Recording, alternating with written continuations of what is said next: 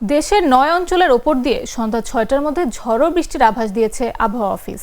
শনিবার সকাল ৮:৩০ থেকে সন্ধ্যা ৬টা পর্যন্ত দেশের অভ্যন্তরীণ নদীবন্দরগুলোর জন্য দেওয়া আবহাওয়ার পূর্বাভাসে এই তথ্য জানানো হয়েছে। আবহাওয়ার পূর্বাভাসে বলা হয়েছে, ফরিদপুর, মাদারীপুর, বরিশাল, ভোলা, নোয়াখালী, কুমিল্লা, লক্ষ্মীপুর, চট্টগ্রাম ও কক্সবাজার অঞ্চলের ওপর দিয়ে পশ্চিম উত্তর পশ্চিম দিক থেকে ঘন্টায় ৪৫ থেকে ৬০ কিলোমিটার বেগে বৃষ্টি, বজ্র বৃষ্টি সহ অস্থায়ীভাবে দমকা ঝড়ো হওয়া বয়ে যেতে পারে। এইসব এলাকার নদীবন্দরগুলোকে ১ নম্বর সতর্ক সংকেত দেখতে বলা হয়েছে। সারা দেশে দিন ও রাতের তাপমাত্রা প্রায় অপরিবর্তিত থাকতে পারে।